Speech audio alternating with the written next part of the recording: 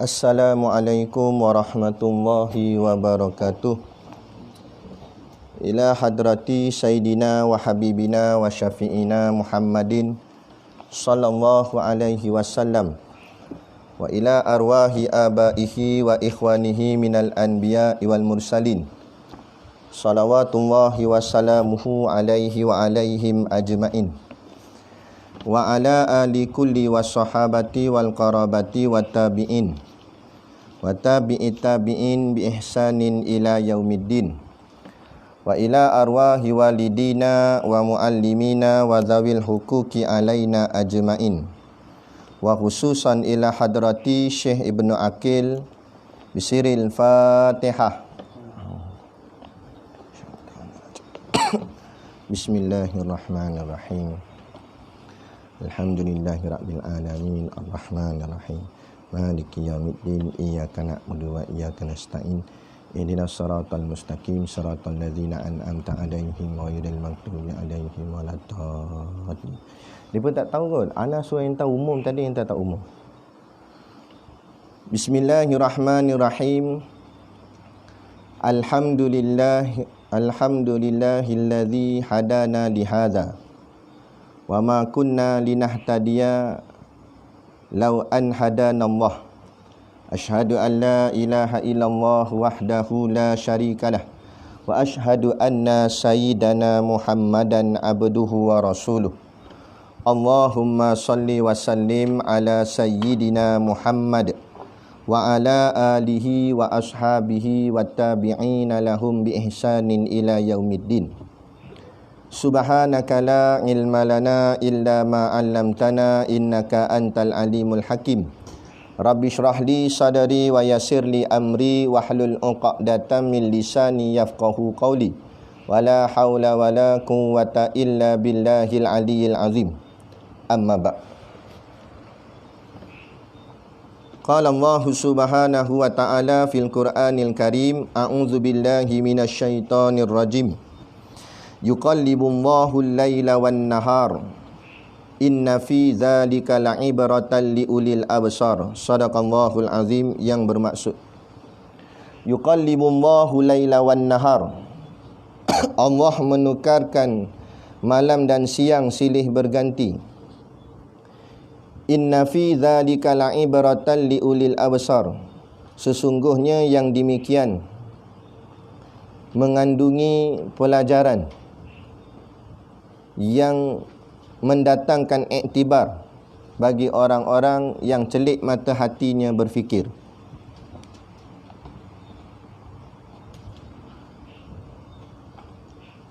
Kemudian kita sambung kitab kita, muka surat yang ke-42.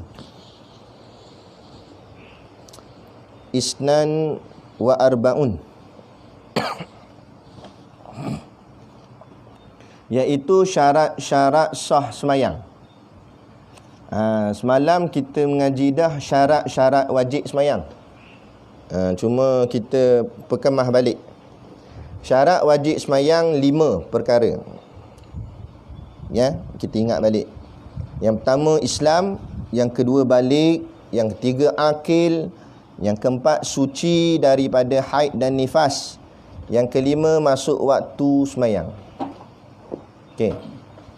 Sebelum kita pergi jauh tak, kita nak tanya.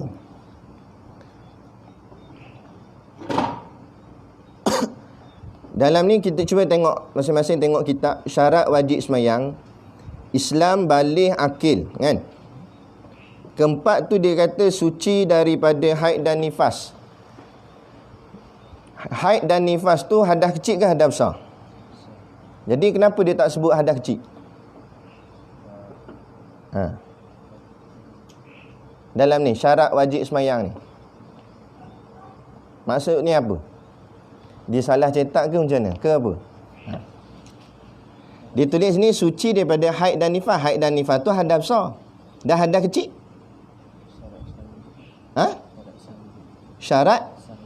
Syarat sah wuduk. Nak ceritanya sini, dia nak fahamkan kita, kalau perempuan tu ada haid dan nifas, maka semayangnya tak jadi apa? Bukan tak jadi semayang, tak jadi wajib. Kan nama dah syarat wajib semayang. Lepas tu tengok pada tajuk. Tajuk tulis syarat wajib semayang. Jadi maknanya haid dan nifas tu kalau ada pada satu orang perempuan tu, semayangnya tidak jadi wajib. Biar clear, biar faham betul-betul ilmu ni. Dan hadas kecil, contoh kencing, batal wuduk kan. Jadi dia masuk, kenapa dia tak tulis dalam ni? Sebab wuduk batal. Tapi kenapa tak masuk dalam syarat wajib semayang? Sebab dia bukan hadas besar. Kenapa hadas kecil tak masuk dalam syarat wajib semayang? Sebab hadas kecil wajib semayang. Boleh faham? Sebab kalau dia terkencing, wajib tak dia semayang? Wajib lah, tapi basuhlah dulu. Nak ceritanya wajib ke tak wajib? Mana nak bagi faham kenapa dia tulis itu syarat wajib semayang. Baru kita nampak belajar dia kena begitu. Sebab tak semua yang tertulis di kitab tu memberi penjelasan kepada kita yang membacanya. Lepas tu kita kena cari apa isi tersirat di dalam dia. Jadi orang yang ada hadas kecil, sebagai contoh terkencing ke, terberak ke, makna batal wuduk, terkentut ke, wajib dia semayang. Cumanya dia kena ambil wuduk dululah nak ceritanya. Tapi nak cerita wajib tak wajib hukum tu. Ada pun perempuan yang haid dan nifas tidak wajib. Biarlah, makna kata, andai kata perempuan tu haid, lepas tu dia pergi mandi wajib, boleh semayang tak? Tak boleh lagi sebab haid lagi. Makna buat macam mana pun tetap tak wajib. Nifas pun begitu juga. Tu nanti kita akan bicara tentang haid dan nifas, berapa hari-hari dia. Dan junub orang berjimak, keluar air mani, hadas besar tak? Dah dia wajib semayang ke tak? Wajib semayang ke tak? Wajib lah. Sebab apa wajib? Sebab tak ada dalam ni. Boleh faham lah tu. Bagus. Sebab tu kenapa kita tengok ulama kan, orang tanyalah soalan macam mana kona pun dia boleh jawab. Semua bukan nak ingat banyak, ingat 5 ni. Bila orang tanya dia ni kena semayang ke tak, tengok dalam 5 ni ada tak dia syarat dia. Ada kena semayang, tak ada tak kena. Dia gitu je. Apa-apa pun ini kunci dia. Ini cara kita nak jadi orang yang ada ilmu, alim ulama. Okey. Lagi soalan contoh. Orang sakit kena semayang ke tak kena semayang? Kenapa kena semayang? Sebab dia ada syarat wajib ni. Sebab dia Islam, dia balik, dia akil, dia suci pada haid nifas, dia dah masuk waktu, kena semayang. Sebab dia tak tulis sini melainkan orang yang sakit, tak ada sebut. Kalau dia sebut baru tak kena wajib. Tapi dia tak sebut orang sakit, mana jadi wajib tak kira mau sakit tak sakit. Dan macam mana dia nak semayang diri, duduk? Dan macam mana nak semayang duduk, baring? Maknanya tetap kena semayang. Lepas tu juga bila orang tanya alim ulama, kalau kena kejar perompak atau kena kejar rimau, contoh, kena semayang tak kena semayang? Kena juga. Sebab apa? Tak masuk dalam wajib ni. Tu ingat 5 ni. Bila ada 5 ni, tak kira lah macam mana keadaanmu, tetap wajib semayang. Faham? Cumanya macam mana keadaan mungkin ia berbeza. Tapi nak cerita hukumnya wajib atau tidak wajib. Tu je. Boleh? Faham dah ni? Kan? Nak bagi nampak kan? Baik, sekarang kita nak sambung syarat-syarat sah semayang. Dalam kitab ni dia tulis 9. Ada setengah kitab dia tulis 8. Tak jadi masalah. Yang penting kita fahamkan keadaan apa yang dimaksudkan dengan syarat sah semayang. Okey, baik. Syarat wajib dah selesai. Maknanya okey, dia ada 5 ni. Maka dia wajib kena semayang. Tapi dia belum semayang lagi, baru tahu hukum je. Hukumnya wajib, maknanya dia kena buat. Bila wajib, ma yusabu ala fa'iluhu wa yu'aqabu ala tarikuhu. Buat dapat pahala, tak buat dapat dosa. Jadi dia kena buat. Bila dia buat tu nak tahu sah ke tak sah. Ni baru bicara sah tak sah. Tadi baru wajib je. Okey, dah wajib. Lepas tu nak tahu sah tak sah. Nak tahu sah tak sah semayang, tengok syaratnya. Yang pertama, Islam. Okey, tujuan untuk mengetahui sah ke tak sah, apa tujuan? Nak bagi faham dulu sebelum kita mengaji syarat sah tu. Nak tahu sah tak sah semayang, pertama dua keadaan. Pertama untuk semayang sendiri, yang kedua untuk semayang jemaah. Yang pertama untuk semayang sendiri, nak sahkan kita punya semayang sendiri tu dikira sah ke atau tidak dikira sah. Tu yang pertama. Yang kedua untuk semayang berjemaah, kita nak ikut imam. Jadi kita nak tahu imam yang kita ikut tu sah tak sah semayang kita, kena tengok syarat. Jadi maknanya bila dia sebut syarat sah semayang, yang pertama Islam. Dan kalau imam kafir, sah tak semayang? Itu maksud dia. Faham? Kita yang semayang ni memanglah Islam tak, tapi kalau imam tu kafir, tengok daripada belakang kemahlah dengan jubah serban, kan? Tiba-tiba bila dah tahiyat akhir, dia bagi salam, Assalamualaikum warahmatullahi. Tengok-tengok lingua eng.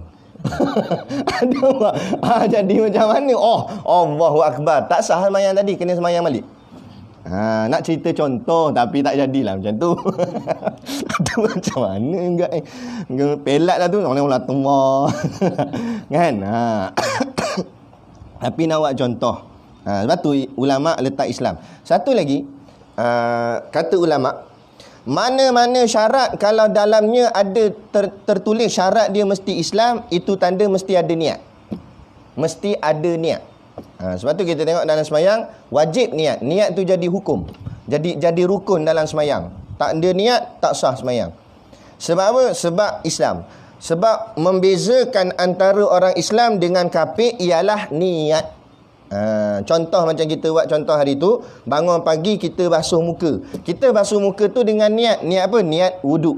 Ada pun apek jual sayur, acong, dia bangun pagi basuh kat muka sebab nak pergi jual sayur. Dia basuh kat muka. Dah basuh muka, dia ada niat tak? Tak ada niat. Maka itu bukan jadi ibadat. Maka itulah perbuatan kafir. Walaupun pada zahirnya nampak sama basuh muka, tapi orang Islam berserta dengan niat. Orang kafir tanpa niat. Tu. Sebab tu dia tulis syarat sah semayang, pertama Islam. Maknanya bila ada pertama Islam, maknanya di sana ada niat. Diwajibkan niat. Tapi kalau membersihkan masjid, wajib niat tak? Membersihkan masjid, vacuum masjid, wajib niat tak? Nak niat tak apa, tapi nak tanya, hukum dia wajib tak kena niat bersih masjid? Wajib niat tak? Tanya senyap. Tak wajib niat. Bila tak wajib niat, kafir boleh tak bersih masjid? Soalan. Boleh. Jadi itu dia kunci dia. Bila dalam satu syarat tu ada sebut Islam, orang kafir tak boleh buat. Jadi contoh, nak bersih masjid, tak wajib niat. Bila tak wajib niat, kafir boleh bersih masjid? Boleh. Tapi tak dapat apa-apa lah dia. Bukan boleh pahala pun. Tapi dia nak bersih, biar lantak ke dia lah. Kan? Sebab tu kita boleh bagi izin orang kafir betulkan wiring dalam masjid, betul aircon macam itu, aircon kita. India pasang. Kan? Hindu lah pasang. Kan? Kita boleh bagi. Tapi dengan syarat-syarat lah. Suruh dia jaga adab, tutup aurat apa semua. Kan? Ada pun setengah pandangan juga kata tak wajib tutup aurat masuk dalam masjid. Kalau masuk saja. Kan? Cumanya lebih beradab. Jadi kalau orang kafir tu tak tutup aurat, tak jadi satu kesalahan. Cumanya tak cantik adab. Itu baik. Syarat-syarat sah semayang. Yang pertama Islam. Yang kedua akil. Mana akil? Berakal. Okey, kalau kita tengok akil ni dengan atas sama. Syarat wajib pun ada akil, syarat sah pun ada akil. Jadi maknanya bila dia nak semayang, wajib dia mesti berakal. Dan kemudian masa dia semayang, wajib juga mesti berakal, baru semayangnya sah. Jadi maknanya kalau wajib je lepas, masa masuk waktu, dia berakal, jadi wajib atasnya semayang. Tiba-tiba tengah semayang, jadi gila datang. Kan? Masuk jin ke apa dah, meracau situ. Hilang ingatan sat. Jadi bila hilang akal waktu semayang, semayangnya sah ke batal? Batal. Sebab jadi syarat sah semayang itu akil. Boleh faham?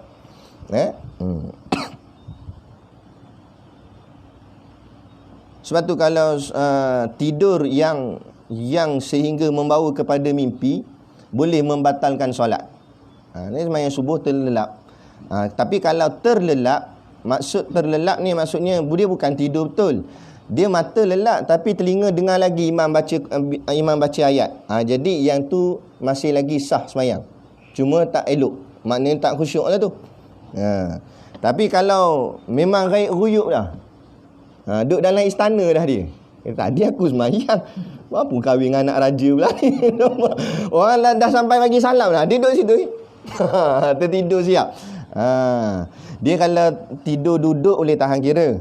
Tidur dengan sujud pun boleh tahan kira. Tapi tidur berdiri pelik. Tapi ada budak tahfiz seorang dulu. Kami rokol panggil dia, kami kejut semua budak pukul 12 malam. Dia dah tidur dah pukul 11 tu. Kami saja buat kejut pukul 12 malam, buat spot check apa semua. Jadi fahamlah budak tu dia dah ngantuk dah. Dia boleh tidur dalam keadaan berdiri. Tidur berdiri. Senyap dia. Orang lain balik dah dia. Tidur lagi. Boleh berdiri tidur tanpa bantal, tanpa apa. Hebat sungguh. Tu kata makam hebat. Baik. Ketiga. Selesai dah bab akil tadi. Suci daripada hadas kecil dan hadas besar. Yang ni baru jadi sah sembahyang. Sebab tu yang atas tadi syarat wajib. Mana hadas kecil pun wajib lagi. Tapi bila nak sembahyang, mengesahkan sembahyang, mesti bersih daripada hadas kecil dan hadas besar. Iaitu taharatul hadatsaini. Mesti suci daripada hadas kecil dan hadas besar. Maknanya sebelum nak sembahyang, selesaikan dulu kencing berak kita ke ataupun apa-apalah hadas besar, memanglah kena mandi wajib. Ni yang soal air kencing ke, soal berak ke, selesaikan dulu. Sebab dalam hadis Nabi kata la yusalli ahadukum, janganlah salah seorang daripada kamu sembahyang wa huwa yudafi'ul ahdatsaini. Maknanya dalam keadaan kamu menahan kencing ataupun berak tadi. Menahan dua hadas. Jangan kamu nak dalam keadaan sembahyang tu tertahan. Jadi sebelum sembahyang selesaikan habis. Tu. Jadi kena suci daripada hadas kecil dan hadas besar. Okey, baik. Kemudian yang keempat, suci daripada najis pada badan, pakaian dan tempat. Taharatu anin najasati fi thawbi fil badani fil makani. Bersihkan najis daripada saubi pakaian, badani badan, dan makani tempat. Okey, apa yang dimaksudkannya di sini? Yang pertama, suci daripada najis. Apa makna najis? Najis ni sesuatu yang tidak suci. Sesuatu yang kotor dan tidak suci. Tetapi ada benda kotor tapi tidak najis. Kotor tapi dia suci. Maknanya dia bukan najis tapi kotor. Kan tak? Contohnya, kita betulkan motor. Jadi tangan tu kena minyak hitam lah, minyak apa. Dalam keadaan tangan tu kotor ke bersih? Kotor tapi najis tak? Tak najis. Lepas tu bila pomen, baju dah penuh dengan minyak, kita suruh sembahyang, kata macam mana nak sembahyang? Baju kotor. Kotor kan najis. Nak sembahyang je lah, tu bukan najis. Yang tak bolehnya najis. Tu kena faham. Faham pemen? Nak bagi faham dah. Dah tak jadi pemen dah, jadi bodyguard dah. Baik. Jadi okey, baik, itu berkenaan najis. Dan di sana najis ada dua keadaan. Ada najis yang dimaaf, ada najis yang tidak dimaaf. Jadi dia najis, tapi najis tu ada dua keadaan. Ada najis dimaaf, ada najis tidak dimaaf. Jadi perbicaraannya tu sedikit panjang. Cumanya kita nanti masuk bab dia kot. Cumanya sini kita buka sikit lah untuk nak jadi kefahaman. Macam mana tu najis maaf dengan najis tak maaf. Contohnya najis yang sedikit. Contohnya setitik darah yang ada di baju ketika solat adalah dimaafkan. Setitik dua je darah, sikit-sikit, dimaaf. Darah tu tetap najis tapi dimaaf. Nak ceritanya. Tu kita cakap tadi, ada najis dimaaf, ada najis tidak dimaaf. Lagi, solat tidak batal jika terlekat bulu kucing walaupun ia najis. Bulu kucing tu najis sebenarnya. Tetapi kalau terlekat di baju semayang, tak membatalkan semayang. Kalau ianya sedikit. Sebab apa bulu kucing najis? Dia begini. Apa saja binatang yang kita tak boleh makan, maka apa saja yang tercabut daripada zatnya, daripada badannya, maka ia jadi najis. Kucing boleh makan tak? Boleh? Buat 3 rasa. Nak tak boleh makan kucing. Jadi bila dia berpisah daripada badan kucing, apa saja, tak kira bulu lah, apa nama, kaki dia ke apa, terpisah, jadi najis. Ada pun makanan yang boleh dimakan sekiranya sudah disembelih, baru tidak jadi najis. Kalau belum sembelih, najis. Contoh apa nama, kalau dia mati tetapi tidak dengan jalan sembelih, najis. Tapi kalau dia hidup, tak mati lagi, berpisah dengan badan, tak najis. Boleh faham? Contoh, takut tak faham. Ayam boleh makan tak boleh makan? Ayam boleh makan. Bulu ayam tercabut daripada ayam, bulu ayam tak jadi najis. Sebab ayam tu boleh dimakan. Tadi kita sebut binatang yang tak boleh makan, kalau berpisah dengan badan, najis. Tapi kalau binatang tu boleh dimakan, kemudian berpisah dengan badannya, tidak najis. Lembu boleh makan. Jadi bulu lembu pisah, tak jadi najis dengan badan dia. Bulu ayam jadi tadi tak jadi najis lah. Tapi kalau ayam tu mati, tapi bukan dengan jalan sembelih, maka jadi bangkai. Bila jadi bangkai, tak kira bulu ke apa, najis lah. Sebab nama bangkai dah pun najis. Boleh faham? Ada pun binatang yang kita tak boleh makan. Lepas tu dia mati, kita ambil barang dia, sesuatu daripada badan dia. Kemudian asalnya ia najis lah. Contohnya kulit rimau ke, tak kira lah kulit binatang apa ke, kan, asalnya najis. Kemudian kita nak buat dia jadi halal, kena samak. Dipanggil, itu namanya samak. Samak ni bukan basuh dengan 6 air bersih satu tanah, tu bukan samak, tu namanya sertu. Yang sebenar makna samak ialah menyucikan mana-mana kulit binatang yang kita nak guna pakai untuk dalam soal kehidupan maslahah dalam kehidupan kita. Kemudian kita samak dia. Cara samak dengan berbagai kaedah, asal menghilangkan warna, bau dan rasa. Menghilangkan najis yang ada, maknanya hilang bau hanyir dia hilang. Kita ambil kulit rimau sebagai contoh, nak buat pakai jubah buat semayang. Panggil Tok Imam mana? Tok Imam rimau. Pakai jubah kulit rimau. Kan? Lepas tu kita samak dia, basuh lah, tak kira lah. Ada orang basuh dengan air kapur ke apa ke, asal bau dia tu, bau bangkai ke, bau hanyir itu hilang. Maka boleh pakai. Itu dipanggil samak. Okey, baik. Jadi bulu kucing tadi, kalau sedikit dimaaf. Dia tetap najis tapi dimaaf. Kalau banyak tetapi tidak boleh dikawal, dipanggil umum balwa nama dia. Banyak tapi tak boleh dikawal, umum balwa, juga dimaaf. Tapi kalau banyak boleh dikawal, tak dimaaf. Contohnya stepek bulu kucing naik atas dahi ni. Stepek bukan ni, dia tersiap kulit tu lekat sini. Jadi itu tak dimaaf sebab nampak jelas sangat banyak stepek sini. Ni kalau macam selai 2 lah 3 lah, itu tak boleh nak urus dah lah. Maknanya luar kawalan kita. Itu dipanggil umum balwa. Dia umum balwa ni untuk binatang-binatang yang berjinak dengan manusia. Macam kucing, kan? Anjing tak boleh. Anjing bukan jinak dengan orang Islam. Macam kucing je, dia berlegar dengan kaki kita. Jadi kita tengah semayang, dia duduk atas riba. Biar. Kan? Tak jadi najis. Sebab dimaaf, sebab keadaannya sukar, umum balwa. Tetapi sekiranya sebelum sembahyang, kita nak sembahyang, nak ikat serban ke atau nak pakai jubah, nampak ada bulu kucing, lepas tu kita biar, kita tetap sembahyang, tak sah. Sebab mu nampak dah kan najis, buang lah. Kenapa mu biar? Mana mu biar sengaja najis tu ada. Ada pun yang dimaaf ni, kata ulama', yang tak dapat dikawal. Sedangkan tadi boleh dikawal, kan dia nampak. Tu. Lagi, jika najis atau darah atau kotoran di badannya, ini ibarat dia buat contoh lah. Kalau najis atau darah yang sentiasa keluar aja di badan dia, Jadi dia kena taklid pada mazhab Maliki, mengatakan suci najis pada badan, pakaian dan tempat ni adalah bukan syarat sah tetapi sunat sahaja. Dia taklid situ.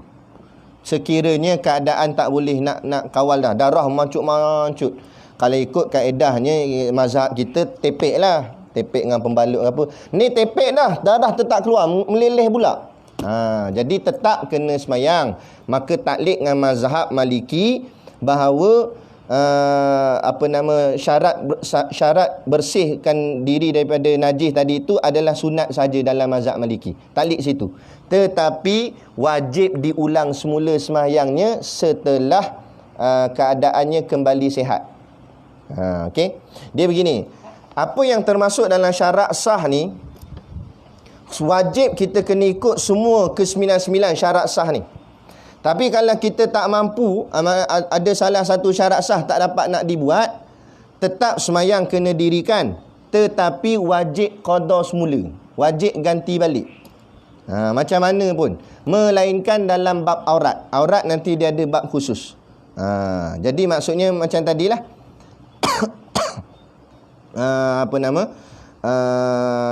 Najis tadi, asyik keluar saja, jadi dia tetap kena semayang gak, tapi bila dah sihat nanti kena ganti balik.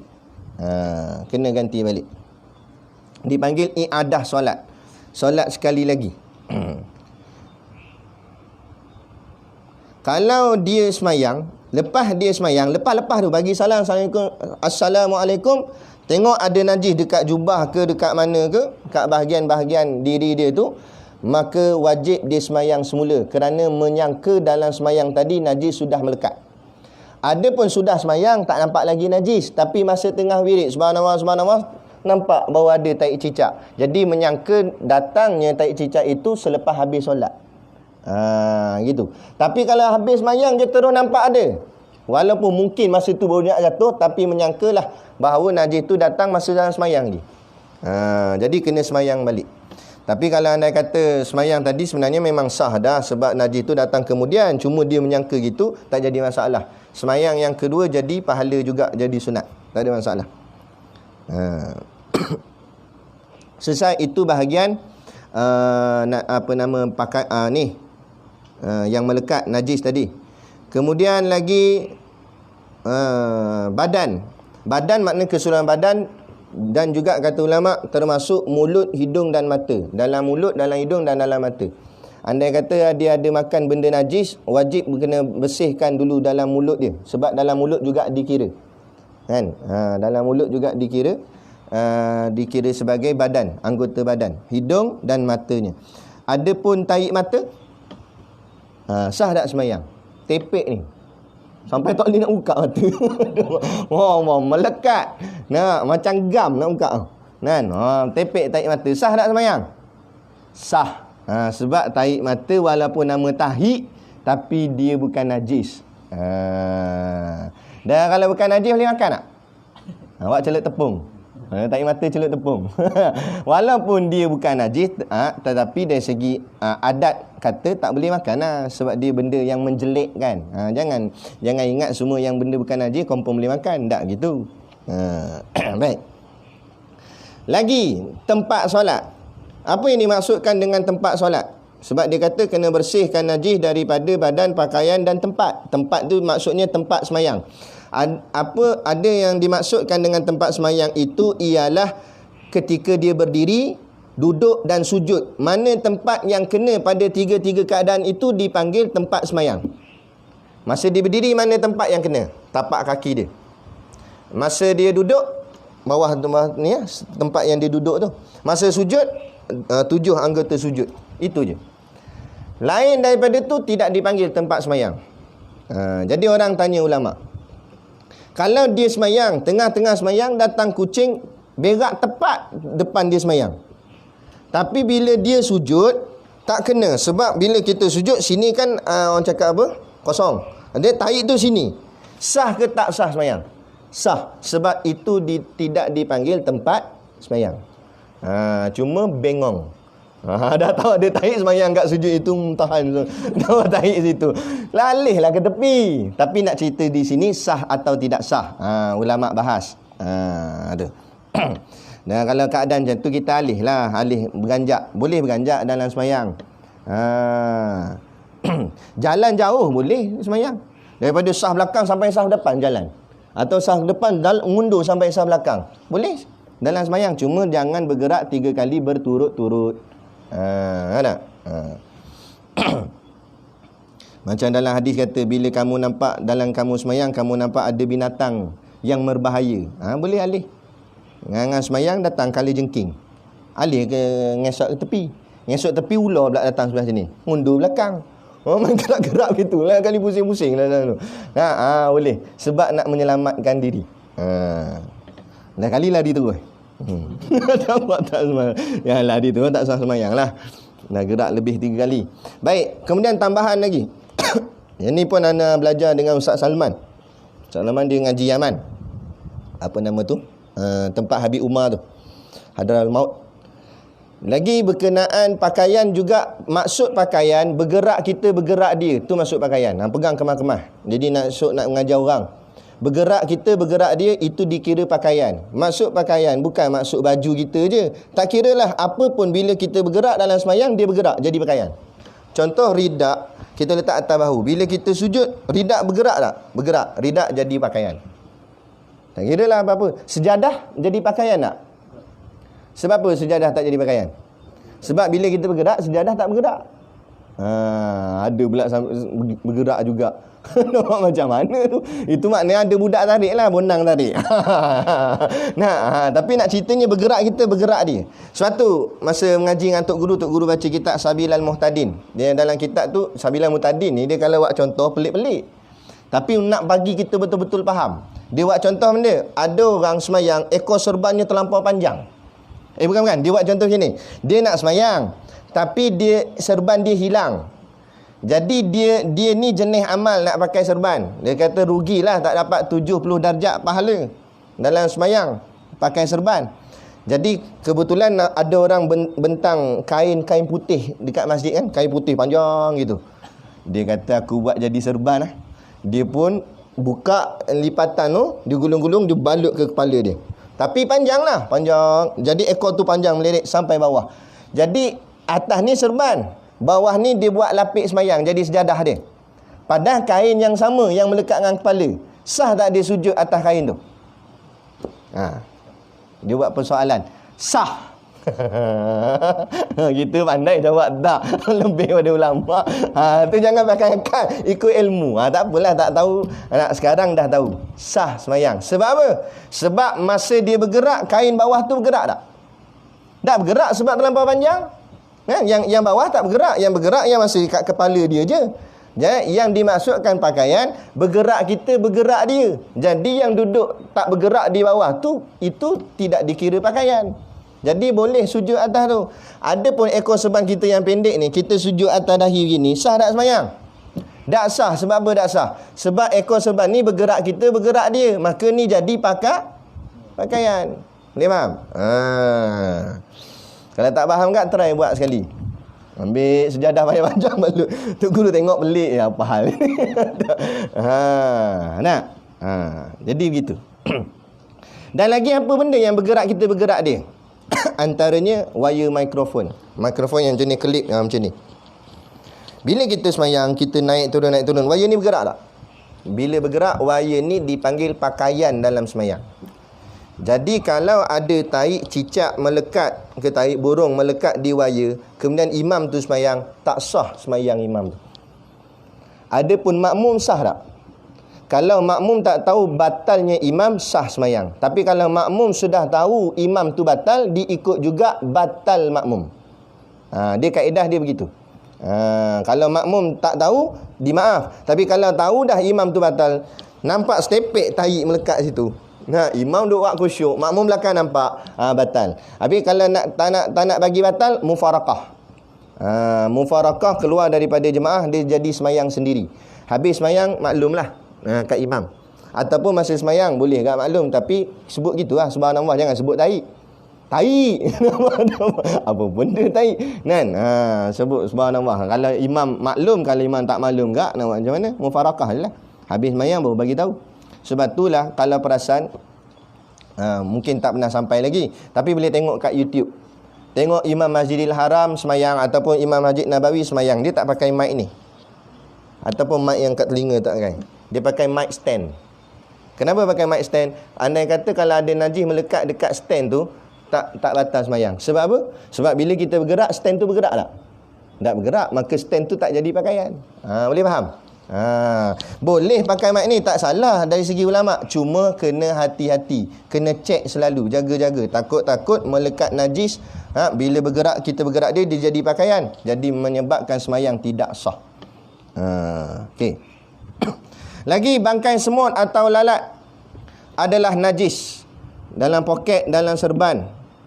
Sebab tu kalau nak ikat serban, kalau boleh jangan letak atas lantai. Kita tak tahu atas lantai ni macam-macam benda ada, tai, cicak ke apa ke. Kita nak lipat dia kan, nak lipat bagi rapi, letak atas lantai ni.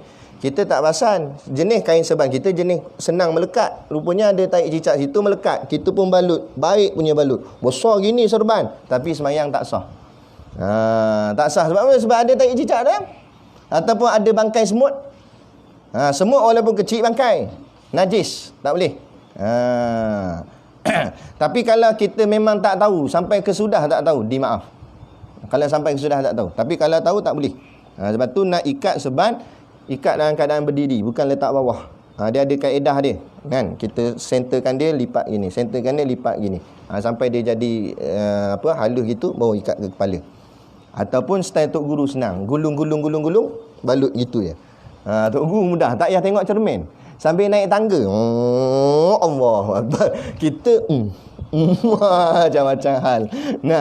Lah kali sampai tahiyat akhir dah Tok Imam, duk ikat serban lagi. Baik, tu. Najis yang ada atas tikar sejadah, jika tidak tersentuh dengan badan atau pakaian orang yang solat, solatnya sah. Kita bicara dah tadi. Ataupun najis yang kering yang ada di bawah tikar sejadah. Ni tikar sejadah, bawah tikar tu, bawah sejadah kita ada najis, tapi syarat najis tu mesti kering, sejadah pun kering, sah semayang. Tapi kalau salah satu basah, tak sah. Contoh sejadah tu basah, najis tu kering, maka najis berpindah pada sejadah. Jadi kita semayang atas benda yang sudah jadi najis. Jadi tak boleh. Semayang atas tanah boleh tak? Semayang atas tanah boleh. Walaupun tanah tu mungkin anjing pernah jalan ke, babi pernah bijak ke, tapi kalau kita tak nampak, dikira tak nampak. Jangan duk sangka-sangka, boleh ke? Ya ke? Mu tak nampak tak ya? Kalau jelas nampak anjing lalu stepek tu, sambil kencing tu lalu gitu, kita pun semayang sini berkat sikit. Nampak berkatmu, dah nampak dah kan tadi anjing tu lalu, cari tempat lain. Ni yang tak nampak. Tak nampak, dimaaf. Itu dia gitu, keadaan fiqah dia begitu. Selesai. Itu baru cerita bab suci najis tadi. Kelima, yakin atau zon masuk waktu. Wadukhulil waqti, masuk waktu. Tapi masuk waktu tu sama ada dua keadaan, sama ada yakin atau zon. Yakin maknanya jazam. Jazam ni memang dia tahu sungguh. Maksud jazam, maksud yakin, dia nampak. Batu waktu semayang ni, subuh macam mana waktu semayang? Dipanggil fajar sodik, bukan fajar kazib. Fajar kazib, cahaya putih menegak ke langit. Kalau siapa bangun awal, pergi tengok, ada cahaya menegak ke langit, itu fajar kazib. Masuk kazib maknanya fajar bohong, belum masuk subuh lagi. Tu belum. Bila fajar sodik, cahaya tu dah mula mendatar. Sebab apa? Sebab matahari dah mula nak keluar. Biasan cahaya daripada matahari itu menyebabkan berlaku warna putih. Jadi bila itu dipanggil fajar sodik, masa itulah masuk waktu subuh. Bila berakhir subuh? Bila matahari dah menjengah, matahari dah tunjuk muka, walaupun sikit je, batal, habis dah. Sebab tu subuh terlampau singkat. Subuh terlampau singkat. Kemudian zuhur, mana zuhur? Zuhur, matahari tegak sampai tak ada bayang, dipanggil istiwa. Tegak betul-betul sampai atas tanah ni tak ada bayang langsung, tapi belum masuk lagi. Bila tergelincir, masuk tergelincir tu matahari terkeluar sikit, nampak bayang kita, walaupun sikit je nampak bayang, dah masuk zuhur. Tu zuhur. Asar, Asa bila bayang dengan objek sama panjang. Objek tinggi ni, bayang pun tinggi ni. Tak masuk lagi asa. Tapi itu baru habis zuhur. Bila bayang tu lebih daripada objek, objek tinggi ni, bayang lebih daripada objek, panjang sikit daripada objek, maka masuk asa. Bila maghrib? Maghrib bila matahari tenggelam penuh sampai tak nampak langsung matahari dah, maka itu masuk waktu maghrib, habis asa. Bila isyak? Bila cahaya kemerah-merahan di langit hilang sampai langit betul-betul hitam, itu isyak. Jadi itulah maknanya cara yang paling tepat melihat waktu semayang. Bukan tengok jam, bukan tengok azan, bukan tengok takwim. Itu semua cara 2, 3 dan 4. Cara pertama matahari. Itu paling afdal, paling betul, paling tepat. Tapi nak tengok matahari itu bukan di sini, kena di hujung dunia, kata ulama. Masuk hujung dunia, tepi laut atau atas bukit, tempat yang kita boleh nampak benar-benar matahari itu tenggelam atau naik. Di sini mana nak nampak, sebab ada sebalik bukit lah apalah, jadi tak jelas. Dia begitu. Adapun kita sebab sini macam mana, takkan setiap kali nak semayang kena pergi Teluk Senangin dulu, mandi siap lah sekejap lagi, lagi lambat balik kan. Tak payah macam tu. Jadi bila kita tak boleh pakai yang pertama, tengok matahari, baru pakai yang kedua. Mana pakai yang kedua? Khabar, yakni takwim. Orang bagi tahu. Siapa bagi tahu? Jabatan Agama. Dia dah keluarkan takwim, ikut takwim. Bukan ikut handset. Kadang-kadang handset kita boleh tersilap. Handset kita azan awal sebab jam kita setting kat handset tu awal, sedangkan tak masuk waktu lagi. Bukan macam tu, salah tu. Tengok takwim. Dan bila tengok takwim, takwim tu dah betul dah. Jam pula betul ke tidak? Takwim betul, jam salah. Jam mati, bateri habis kan? Kompak dari tadi, sampai kompak tu dia berhenti kan? Padahal langit gelap gini lah, maghrib lah. Tak maghrib lagi, asal tak lagi ni baru kompak. Kompak apa? Jam mati. Jadi kena tengok tak? Jadi yang paling tepat matahari lah. Yang kedua khabar, daripada takwim ke, ataupun tak kira lah orang bagi tahu ke apa, ringkas-ringkasnya begitulah. Nak urai panjang ada lagi panjang dia, tapi kita nak ringkaskan begitulah. Jadi kena yakin. Yakin tadi dengan tengok matahari betul lah. Yang tak yakin ni zon. Zon ni berat kepada yakin, sikit je ragu-ragu. Mana zon? Tengok takwim tu zon. Tengok jam tu zon. Jadi yang kita pakai sekarang ni bukan tahap yakin, kita pakai sekarang ni zon. Menyangka-nyangka sudah masuk waktu. Berat kata. Tapi kalau syak, ragu-ragu, tak sah sembahyang. Macam mana ragu-ragu? Dia ya ke tak dah masuk waktu. Ya ke tak, tak sah. Kalau tengah sembahyang, batal. Dia sembahyang Allahu Akbar, lepas tu kawan dia baru masuk dalam masjid. Masbuk lah lambat sikit. Kawan dia pun cakap kuat, dah masuk waktu ke? Apa pasal dia pun sembahyang ni? Yang tengah sembahyang tu tiba-tiba ragu, tak masuk lagi ke? Batal. Sebab ragu. Dia tak boleh ragu, dia kena yakin atau zon. Dia kena kemah. Dia kena Allahu Akbar, belakang kata ya ke tak dah masuk waktu. Apa pasal dia pun sembahyang? Dah masuk. Yakin. Jangan pergi cakap dah. Itu batal jugalah. Dia kena yakin. Tak boleh tak yakin. Kiblat macam tu tak? Yang keenam, menghadap kiblat. Istiqbalul kiblah. Menghadap kiblat. Menghadap kiblat dengan dada. Jadi yang wajib menghadap kiblat dada. Dipanggil ain. Kalau dalam kitab Idatul Sibyan panggil ain, dada. Dada yang wajib menghadap kiblat. Lain terpaling ke arah kiblat, dimaaf. Tidak sampai merosakkan solat. Tidak sampai menyebabkan solat terbatal. Terpaling kepala. Sebab tu sebenarnya dalam sembahyang boleh paling kepala, tapi atas tujuan lah, bukan saja-saja. Contoh kita tengah sembahyang seorang, tiba-tiba kita perasan atau dengar macam ada orang ikut belakang kita sembahyang. Jadi kita nak pastikan betul ke ada orang belakang ni, kita toleh. Tapi jangan toleh habis. Ada. Jangan itu. Toleh kepala je. Jeling gini nampak, ada. Tak apa sebenarnya. Takut-takut tak ada. Kita sebenarnya Allahu Akbar.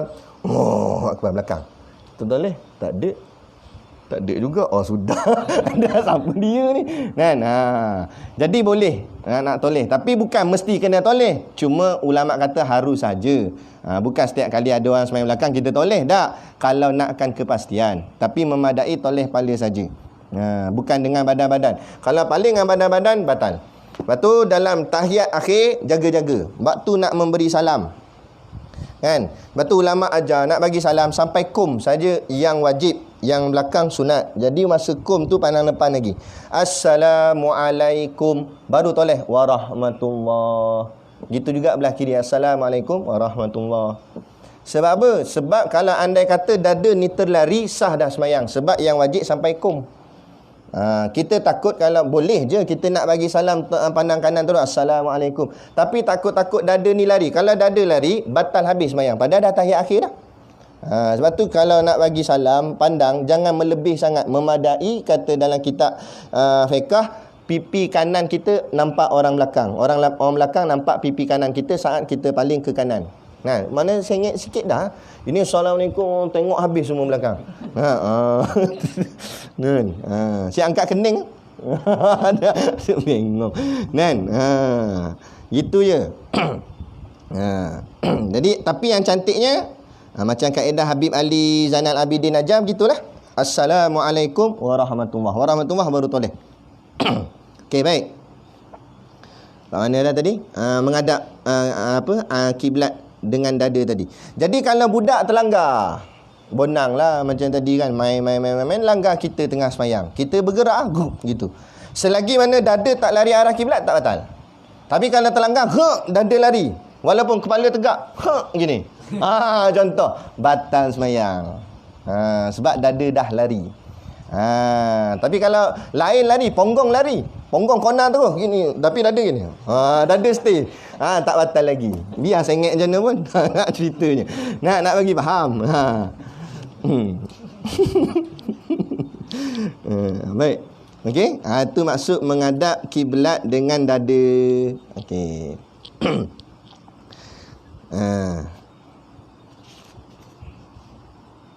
Ketujuh. Apa tu? Menutup.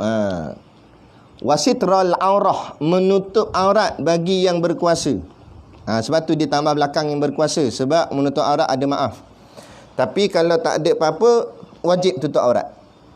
Okey, tutup aurat ni gini. Dalam semayang punya aurat, tak boleh nampak aurat daripada atas dan keliling. Keliling maknanya depan, belakang, kanan, kiri. Ada pun dari bawah tak jadi masalah. Contoh macam surau-surau lama gini, pakai papan kayu. Bukan berlubang-lubang. Kita semayang. Nah, budak-budak zaman dulu dia pergi betting. Tok Imam pakai serban pula. Pakai spender warna apa. Dia pun duduk bawah pergi skodeng. Tak batas semayang.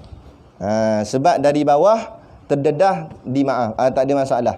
Yang tak boleh terdedah aurat bila pandang daripada atas. Orang tengok daripada atas nampak. Sebab tu Tok Guru ajar kita pesan, kalau boleh atas ni butang, rapat sampai ke leher. Tapi kalau tak boleh nak butang, takut tercekik ataupun butang hilang macam ni, butang hilang. Dah tercabut dah butang-butang pun. Kan? Kalau tercabut gini, kita pastikan kain plekat diikat atas daripada pusat. Ataupun pakai t-shirt kat dalam tutup. Sebab apa? Sebab takut kalau angin tiup dia bergoyang gini, kalau tengok daripada atas boleh nampak pusat kita, batal semayang. Walaupun tak ada orang tengok, tapi kalau takdir kata ada orang tengok, nampak pusat kita ke bawah, batal semayang. Lepas tu dalam serban lah, dalam ni kain plekat biar ikat tinggi atas daripada pusat. Jangan awak londe-londe gitu. Jadi ni sebab dia pandang dari atas nampak aurat, batal. Ataupun keliling, kain plekat koyak nampak lubang, ada lubang-lubang kan. Jadi dia lubang ni macam mana? Nampak kadar mana? Bila bersembang dua orang secara dekat nampak kulit, itu dikira terbuka aurat. Adapun kalau dari jauh tak nampak, itu tak dikira terbuka aurat. Bang, dia gitu cara dia. Dan makna aurat lagi iaitu bukan hanya tutup, jangan melekat pada tubuh. Maknanya fit, baju ketat. Baik lelaki sama tak? Baju ketat. Tetapi ulama jawab solatnya sah, cuma makruh kalau dibuat dalam semayang. Pakai jenis baju ketat-ketat. Kan? Bajik sadar. Padahal kuru keding. Kan? Jadi semayang gitu hukumnya makruh. Nak? Tapi kalau nampak warna kulit, tak sah. Sebab itu dikira membuka aurat. Dia pakai jubah, tapi baju hujannya jubah. Nah, baju hujan naik motor tu kan transparent, boleh nampak dalam. Nampak habis spender semua nampak ponggong. Nampak? Jadi Tok Imam dia naik Allah. Batal, tak sah sembahyang. Sebab walaupun dia tutup dah tapi boleh nampak dalam, tak sah. Dia tak boleh transparent. Tu dia kena tutup sehingga tidak nampak warna kulit. Adapun memakai pakaian yang macam warna kulit, hukumnya makruh. Kan ada artis dia konon-konon tak nak seksi, tapi dia pakailah baju, cuma bahagian depan ni warna kulit, warna coklat. Jadi dari jauh nampak macam dada dia, lupanya tengok dekat kain baju dia. Itu hukumnya makruh, sebab seolah-olah membuka fitnah bahawa dia tu nampak aurat. Tak boleh gitu. Baju pun macam tu juga. Sebab tu baju jangan sama dengan warna kulit. Biar ada warna, kalau warna coklat boleh warna coklat, tapi jangan betul-betul sama dengan warna kulit. Ya, coklat dia lain sikit, coklat pekat ke apa ke. Baik. Selesai menutup aurat. Adapun kalau, sebab dia kata yang berkuasa, adapun kalau tak berkuasa, maksud tak berkuasa sini, dia tak boleh nak tutup aurat. Sebab apa? Sebab pakaian tak ada. Contoh. Tapi dia nak semayang juga. Memang kena semayang lah. Memadai, kata ulama, tutup pusat sampai lutut sahaja. Yang bagi lelaki lah, perempuan tetap kena tutup semua. Tapi lelaki kalau tak boleh nak sempurna pakai jubah gini, paling tidak pakai kain pelikat sajalah. Tapi bila darurat, bukan saja-saja mentang-mentang semayang dalam bilik, kain pelikat saja semayang. Naik daripada tahiyat awal, kain pelikat duduk tahiyat awal lagi. Duduk awal tu, awak sejuk semacam ni. Rupanya terlondeh dah. Tak elok. Tapi kalau kain pelikat pun tak ada, satu tu je, basuh pula tu kan.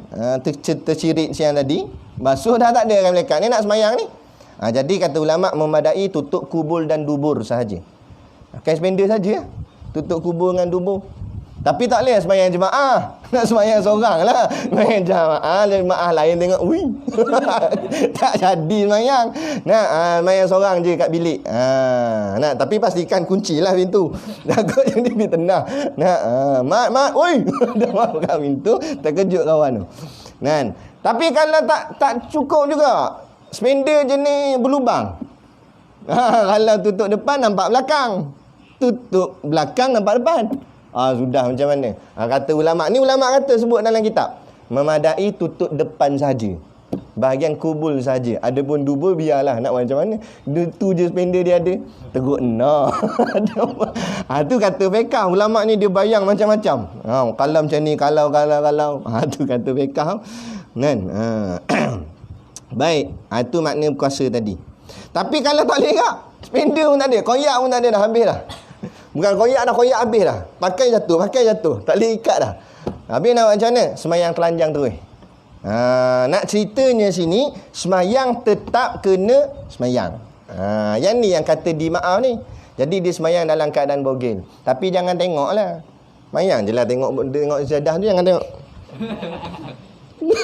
Tengok tak ingat Al-Fatihah lagi. Tengok sana lah, tengok tempat sujud. Dia tengok situ. Tu belum rukuk. Allahu Akbar. Tapi maknanya habis semayang kena ganti tak? Tak, kata ulama. Tak payah ganti dah. Sebab bab aurat ni macam tadilah, dimaaf. Selain daripada bab aurat yang tadi, kalau tak cukup syarat sah, wajib kena ganti balik. Wajib kena ganti balik. Tak kira lah macam tadi, bab waktu semayang ni tersalah masuk waktu, kena ganti balik. Semayang ni tersalah kiblat, kena ganti balik. Adapun bab aurat tak cukup, dimaaf. Dan semayangnya sah. Ke-8, mengetahui akan kaifiat. Wal ilmu bi kaifiyatiha. Maknanya mengetahui akan kaifiat semayang. Apa maksud kaifiat? Kelakuan-kelakuan atau cara-cara semayang. Maknanya dia kena tahu rukun semayang. Dia kena tahu berdiri tegak, rukuk, sujud, semua kena tahu. Bukan ikut-ikut orang. Ikut-ikut orang tak sah semayang. Dia kena tahu betul-betul. Kena mengaji lah rukun-rukun semayang tu. Walaupun dia tidak tahu membezakan mana wajib dan mana sunat. Itu makam orang awam, kata ulama. Dia tak tahu. Orang tanya dalam semayang mana wajib, mana sunat, tahulah. Aku rasa semua wajib, dimaaf. Tapi kalau dia kata semua sunat, rosak. Bukan setakat semayang ni rosak, akidah boleh rosak, boleh jatuh kafir. Sebab siapa yang mengatakan benda wajib itu sunat, kafir. Tapi siapa yang mengatakan sunat itu wajib, tak jadi kafir. Contoh semayang sunat duha, dia kata wajib atas diri dia. Nanti pulang, dia nak jenis beramal, dia wajibkan atas diri semayang duha. Tapi dia kata zuhur tu sunat je, kafir terus. Jadi rosak akidah. Sebab menjatuhkan hukum yang telah diberatkan oleh Allah. Merendah-rendahkan hukum yang telah diberatkan oleh Allah. Tak boleh. Jadi gitu. Jadi kalau kita tak reti nak beza mana wajib, mana sunat dalam semayang, memadai kita sebut semuanya wajib. Sebab kita tak tahu beza. Tapi yang paling terbaik, dia kena tahulah mana yang rukun, mana yang sunat. Sunat pula pecah dua. Ada sunat hai'ah, ada sunat ab'ad. Itu nanti kita bicara dalam bab rukun nanti. Nanti dulu. Yang terakhir, ke-9, ketiadaan melakukan perkara yang membatalkan sembahyang. Wa ijtinabu mubtilati, menjauhkan atau mengelakkan perkara yang boleh membatalkan solat. Perkara yang membatalkan solat ada 12 sebenarnya. Ada 12 dalam setengah kitab sebut 12. Nanti dia akan masuk kot dalam bab perkara membatalkan solat. Kalau tak ada nanti kita bicara waktu lain lah. Sebab panjang 12 tu. Cumanya nak faham antara jadi syarat asas semayang, kena meninggalkan perkara yang membatalkan solat. Kalau dia buat perkara batal solat, memang batal lah. Itu semua tahu. Kan? Baik. Selesai. Kemudian, orang yang tidak mendapat air untuk wuduk dan tidak mendapat tanah untuk tayamum. Dia nak semayang tapi air tak ada nak ambil wuduk. Kalau air tak ada, sepatutnya kena tayamum. Tayamum pun tak boleh sebab debu tak ada. Tak tahulah dia duduk mana. Air tak ada, debu pun tak ada. Simen semua. Kan? Debu pun tak ada, air pun tak ada. Habis macam mana nak buat? Kena semayang juga. Itu dipanggil semayang hormat waktu. Hati-hati. Kalau ada ustaz kata tak ada semayang hormat waktu, itu Wahabi. Wahabi dia tolak. Kita mazhab kita Imam Syafi'i ada sebut semayang hormat waktu. Kerana untuk mengesahkan semayang kalau kita tertinggal. Ataupun makna kata tidak berdosa. Contoh kata, kita tak ada wuduk, kita tak ada tayamum pun tak boleh nak buat, debu tak ada. Kan? Kita kena semayang juga. Jadi andai kata kalau tiba-tiba mati selepas tu, semayang yang tadi asalnya tak sah lah sebab wuduk tak ada. Tapi dikira oleh Allah, dimaaf kerana telah mengerjakan solat hormat waktu. Yang tak bolehnya kita biar dah, nak wuduk tak ada, nak tayamum pun tak boleh, biar je. Mana boleh? Semayang ni wajib, tetap kena semayang. Tu. Tetapi wajib diulang semula, qada balik. Bila dah sampai tempat yang ada air atau tempat ada debu, kena ambil balik wuduk ke atau tayamum tadi, lepas tu kena semayang semula. Dia begitu. Tidak sah sembahyang seorang yang berhubung badannya atau pakaiannya dengan najis. Bicara dah tadi. Syarat menutup aurat ialah menegahkan daripada kelihatan warna kulit. Sebut dah tadi. Jika tanah sekalipun. Ataupun contoh dia ambil tanah tepek-tepek nak tutup aurat dia. Pakaian tak dia pakai tanah tutup. Walaupun pakai tanah tetap kena tutup. Jangan bagi nampak kulit walaupun sedikit. Kena tutup semua. Kiralah nak tutup macam mana pun. Harus berpaling daripada kiblat sembahyang ketika bersangatan takut. Tadi bicara dalam bab sembahyang tadi, wajib menghadap kiblat. Kemudian kata ulama, di sini diasingkan ataupun dikecualikan, dibolehkan sembahyang tidak menghadap kiblat bila keadaan bersangatan takut. Mana bersangatan takut? Seperti di dalam peperangan. Sembahyang dalam perang bukan menghadap kiblat. Sembahyang dalam perang menghadap mana? Menghadap musuh. Itu pun dua saf berbeza. Saf depan jalan dulu, saf belakang berjaga. Bila saf depan dah habis, saf depan pula berjaga, saf belakang pula jalan. Dia macam tu. Itu kena masuk askar baru tahu dia ada kaedah, dia akan ajar. Di semayang khauf namanya, semayang takut.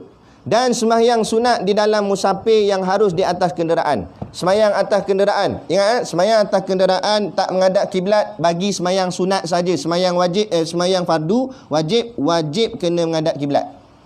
Sembahyang sunat saja tak wajib menghadap kiblat bila sembahyang dalam kenderaan. Contoh kita nak cepat. Habis semayang Zuhur, kita ada benda nak kena buat, nak disegerakan, nak pergi kandang lembu ke apa ke. Jadi tak dan semayang sunat ba'diyah di masjid. Kita pun naik atas motor, niat terus, sahaja aku semayang sunat ba'diyah Zuhur atas motor ni. Kan, semayang. Angkat takbir. Allahu Akbar. Jangan letak sini dah macam nak pegang handle. Allahu Akbar. Pegang handle gitu. Kalau naik ke botol, Allahu Akbar. Ikutlah. Nah. Walaupun tak ngadap kiblat, konah habis jalan masuk sini masuk sana. Tapi jangan sujudlah, sujud atas raga motor. Angkat bala lembu dah kat depan. Nah, sujud bersyarat saja, syarat gitu. Itu untuk semayang sunat. Ada pun semayang wajib tak boleh kena berhenti semayang atas tanah. Tak boleh main atas kenderaan gitu. Kalau kenderaan boleh berhenti. Kalau kenderaan tak boleh berhenti, contoh kapal terbang. Ada atas langit nak suruh berhenti macam mana? Berhenti jatuh terus Nah, dia kata berhenti pilot, berhenti nak semayang. Pilot kata tok pun nak bengang pilot pun. Nah, dia kata kecil-kecil tak nak mampu. Besar menyusahkan orang. Nah, habis macam mana kalau kenderaan tak boleh nak berhenti? Jadi boleh juga semayang, dikira macam semayang hormat waktu juga. Cari mana kiblat, kata ulama, kalau tak boleh buat semua, jangan tinggal semua. Jadi kalau semua seluruh badan tak boleh nak menghadap kiblat, kalau sebaiknya semua badan kena menghadap kiblat. Tapi kalau tak boleh semua menghadap kiblat, memadai takbir pertama menghadap kiblat ataupun muka saja. Contoh, katalah kiblat tu di belakang. Kita paling belakang, Allahu Akbar, lepas tu duduk. Lepas tu teruskan sembahyang sampai habis. Tapi bila sampai kena qada semula. Ganti balik. Kena tahulah. Ini berapa ramai naik kapal terbang. Kadang-kadang pergi umrah, tak sembahyang. Umrah ni 9 jam daripada Malaysia nak sampai sana.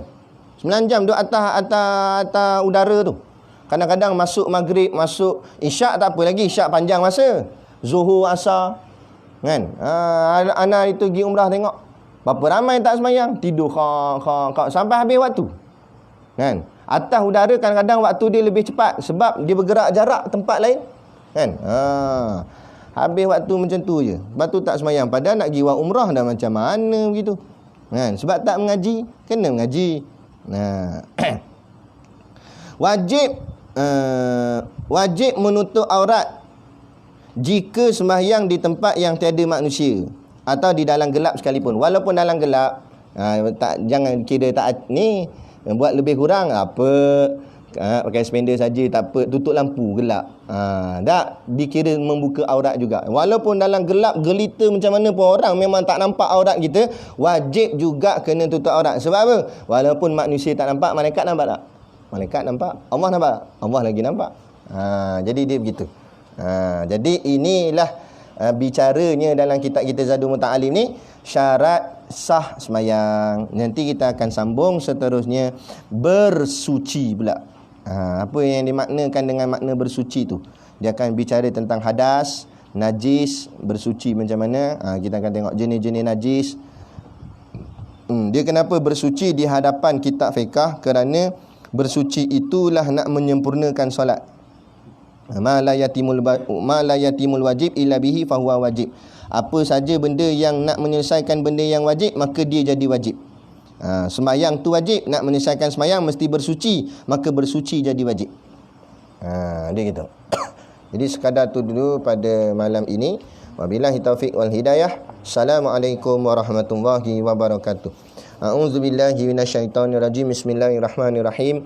Alhamdulillahirabbil alamin wassalatu wassalamu ala asyrafil anbiya'i wal mursalin sayyidina Muhammad wa ala alihi washabihi ajmain. Allahumma taqabbal minna salatana wa du'aana innaka antas samiul alim wa tub alaina innaka antat tawwabur rahim. Allahumma ja'al dinana dinan nabi Muhammadin sallallahu alaihi wasallam wa islamana islamal muslimin wa imanana imanal mu'minin wa salatana salatal khashiin wa a'malana a'malas solihin wa niyatana niyatal mukhlisin wa dhunubana ya Allah dhunubal mustaghfirin wa hayatana hayatal ulama wa mautana bimauti syuhada warkinal jannata ma'al anbiya'i alaihimus salatu wassalam. Rabbana atina fid dunya hasanah wa fil akhirati hasanah wa qina azaban nar wa qina azaban nar wa qina azaban nar. Wa sallallahu ala khairi khalqihi sayyidina Muhammad wa ala alihi washabihi wasallam. Subhana rabbika rabbil izzati amma yasifun. Salamun alal mursalin walhamdulillahi rabbil alamin. Amin ya rabbal alamin. Taqabbalallahu minna wa minkum. Takbir. Allah.